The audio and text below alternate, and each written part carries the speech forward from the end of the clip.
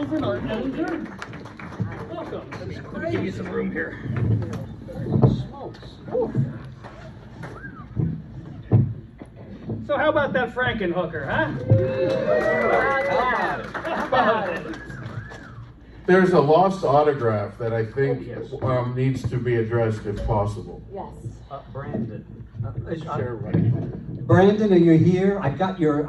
You left without. No. Well, I'll hold on to it for him, and I also have your wallet too. You're keeping that one. Brandon? Somebody look for Brandon. We can't do anything further. He's not here. I'm a little upset about that. Son of a He came Got here. you tomorrow. He's so unreliable. All right. All right. Art, you got something to say? Welcome to Cinema Wasteland number 42. We have the esteemed stars of Frankenhooker here, and Mike Watt did an incredible interview with Mr. Lorinz. I did an interview with Frank Henenlotter. I believe these are the two longest print interviews of these two subjects, and we're going to ask some questions to these two stars. Would you like to start? Sure. So James and Patty, after all these years, back together, even though you've done life, let's just pretend you haven't seen each other since all that time. Oh, hello. Yeah. What was day one for the two of you working together? Why don't you ladies first? I'm going to be completely honest. I didn't like you. I didn't like you at all. I didn't like you either, bitch. There was a time we not were right. in the makeup room, and you came in with your radio and blasted Frank Sinatra, and we were listening to the Happy Apples. Do you remember that? I think I do. You hate I it. love Frank Sinatra, not for nothing, but it was just that you came over and took over, and you know, and then when we started to work together and know each other, you just became like a brother to me, really. So now you really don't like him. I took over. You took over. I took over. You took over. How's that? You wouldn't listen to Frank Sinatra. I Um, don't remember that. the summer what were the wind. Happy You Apples? played the Can you tell summer me that? wind. The summer wind. Anybody like Sinatra here? So you can understand. You gotta love it, but yeah, it was. My only question is Sinatra. What part did he play in Frankenhooker? He was one of Zorro's assistants, but he died in the middle of the filming. He did the ADR for Louise Lasser. But You what were want a your sandwich? You say it first. what were your first impressions of Frank Henenlotter? No, he doesn't do impressions. Oh, me? Oh, I mean, let's add- hello. So anyway, I probably told some of you this story. I had an audition for the movie, like everybody else, and then I got cast, and they said, "Oh, the director wants to meet you," and he said, "Do you have any questions?" And I said, "Well, a few. There's this one scene about a drill that goes into your head. I don't quite understand what you're going for here." And he kept saying, don't worry about it. It'll be all right, you know. I said, well, I'm not, I'm no method actor or anything, but I need to understand something. Why am I drilling? Or what? And then he said, just make believe you're having an orgasm. So I laid down on the floor and did nothing. That's my question. No, nice, very nice man. Well, apparently when he was watching street trash footage that he was being shown while the movie was being put together, he was like, "You're going to have a hit. You have this great lead." And they're like, "Well, he's not the lead." And he's like, "Well, he should be the lead. Make him the lead." But no, he loved that footage, and to this day, he thinks that the only problem with street trash is that you're not in it more. Oh, what a nice man. Did I say that right? Yeah, man, yeah, it's a hard egg. And your first impressions?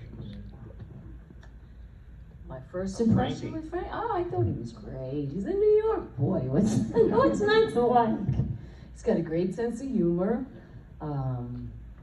lot of energy, talks very, very fast, almost too fast for me to keep up with.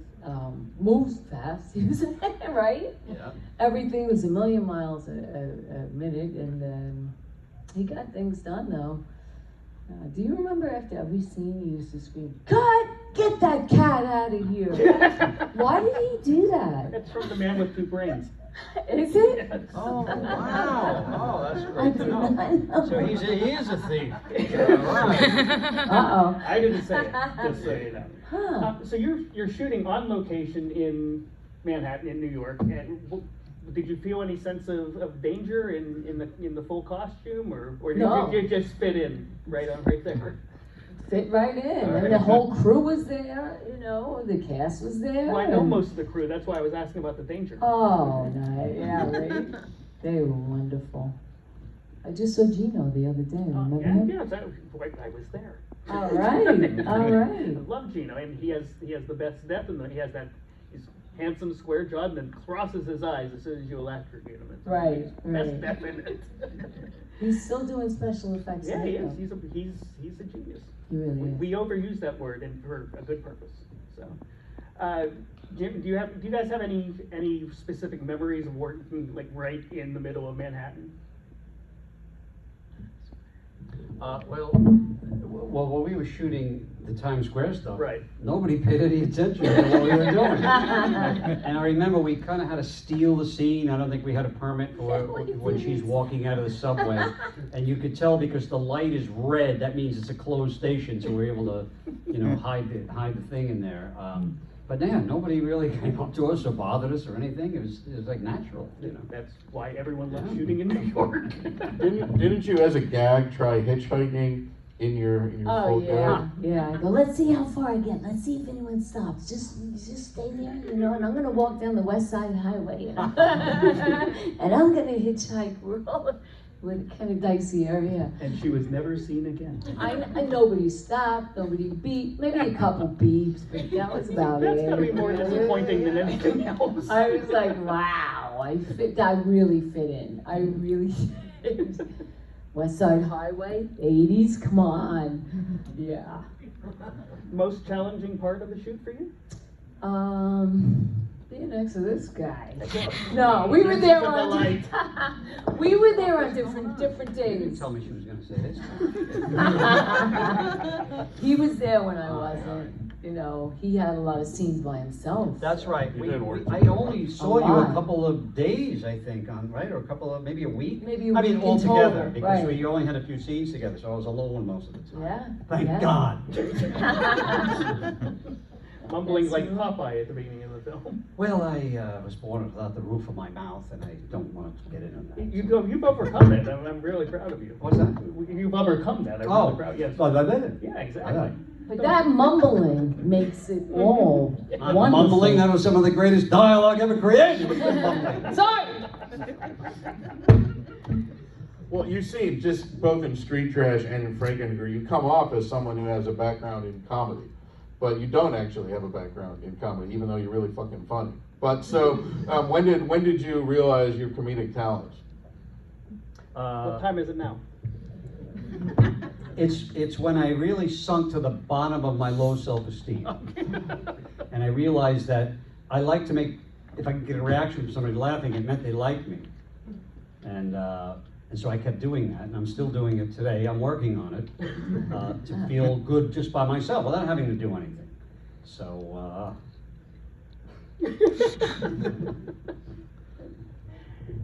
You had an interesting audition in the middle of Frankenhooker, if I recall. Wow.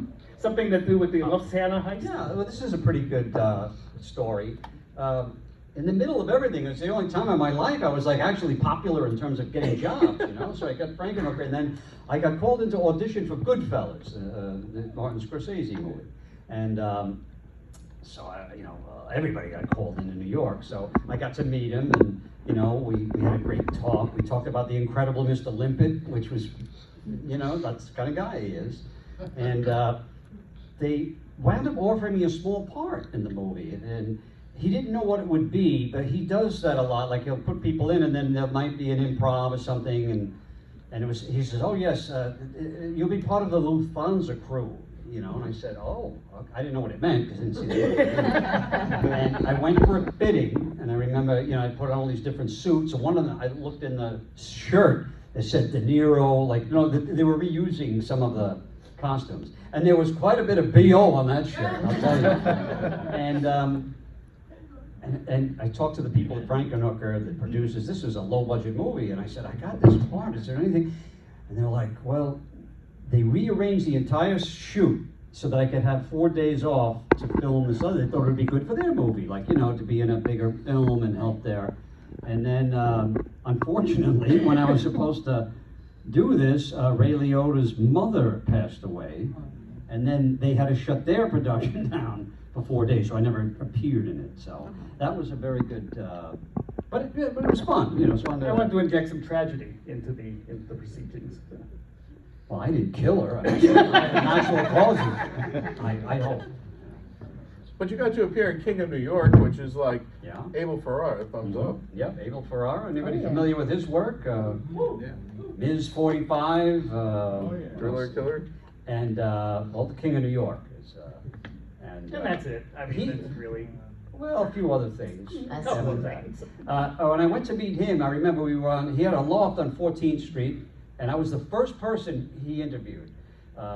And I got up there, no one was in the loft. I was sitting there for about 15 minutes, and it was like a lived-in loft, with dishes in the sink, and I was just...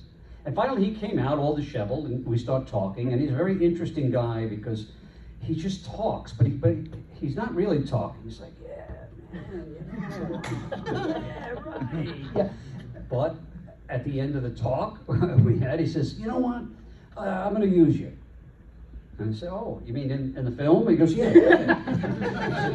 I said, well, as what? He goes, I don't know, maybe a detective or something. We'll figure it out.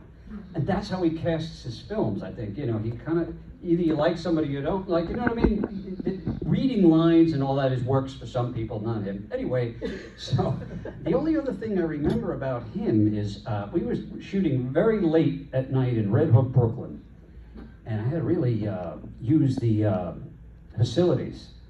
And the AD said, well, look, so go into Abel's trailer. He had a trailer there, and use the bathroom there. It's fine. No, don't worry about it. I said, okay. So I open the door, and I go in, and Abel Ferrara is passed out sleeping on the couch, and his mouth is wide open. Now, of course, first I thought about doing something. And then I said, and I looked in his mouth, and I'm telling you, I saw 2 sets of teeth. There was the teeth, and there were teeth behind the teeth. Maybe I was just tired and it was late, but I'm telling you, he's got 2 sets of teeth. Anyway, that's... He has a tail, too, and thumbs on his feet. Oh, I don't want to know about that. Patty, can we talk a second about your dual role in Doom Asylum? Yeah. Which I don't, it's, again, the comedic timing that you have in that, and you're playing 2 different characters, but your voice is very distinct, and you keep it, you keep the movie moving as it's going along. Do you have any memories from that one? Just great memories. It was exactly what it is, an 80s slasher film. Lots of blood. I'm running through an insane asylum in a bikini with high heels. A monster. The monster's right behind me, and he's hot on my red heels. And then I get finally at the end. Well, you have to watch it. Yeah, don't Yeah, I can't do that.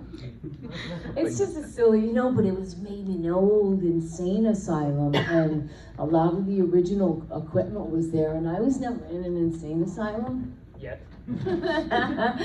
No, really, this place was from, way back when, probably the 20s or even before, and they had all the original equipment. Did you ever hear of the Essex Memorial, the Essex Moratorium? Ever hear of it? It was in New Jersey.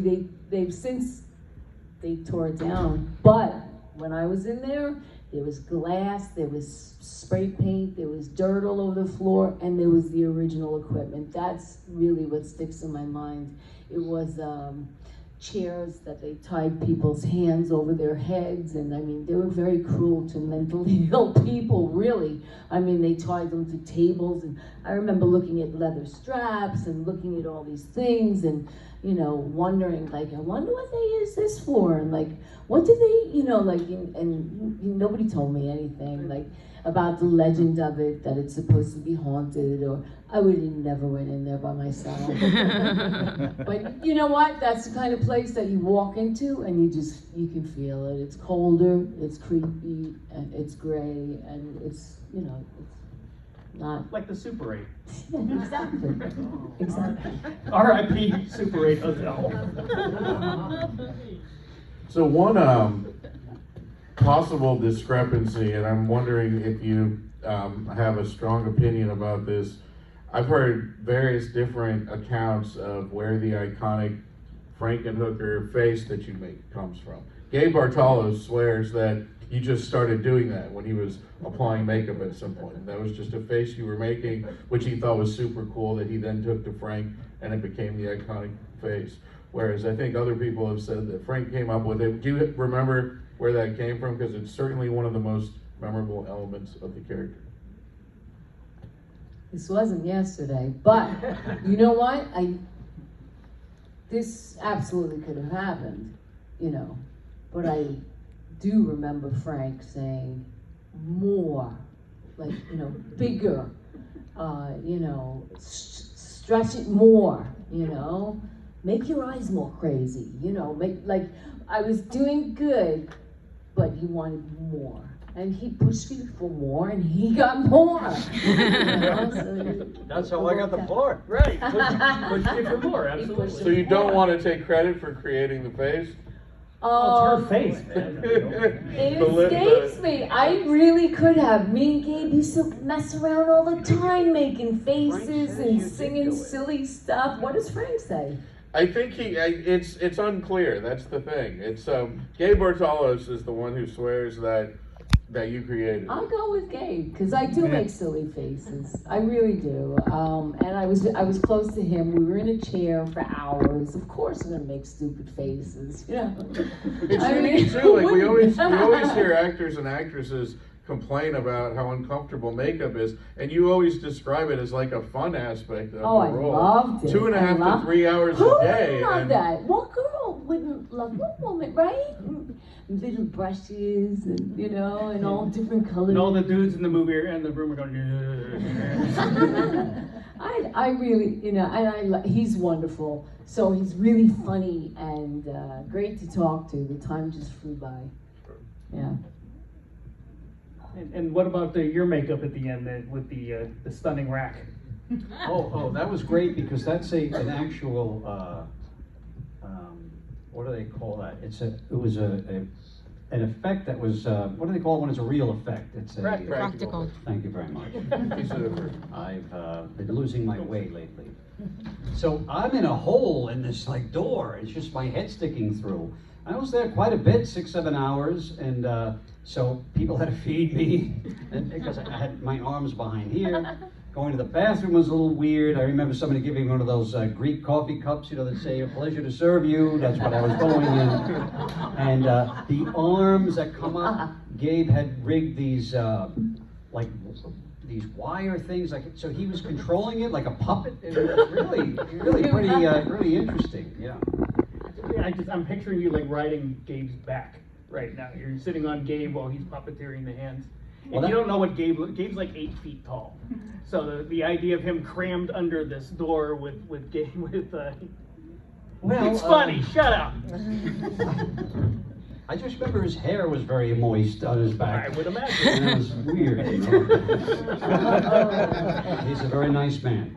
And again, 8 yes, they're both tall. We're all nice men. Nice men. Please don't hurt my family.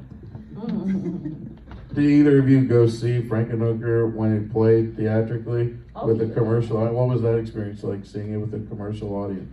It was wonderful to hear them laugh and, just opening. I remember when it opened and just hearing everybody laugh. And I have this one brother that's really serious, and to get him to laugh, I mean, it's a feat. So, there was one part of the movie. It was, had just started, and I heard him cracking up, and I thought, wow, this is a good movie. Mike is laughing.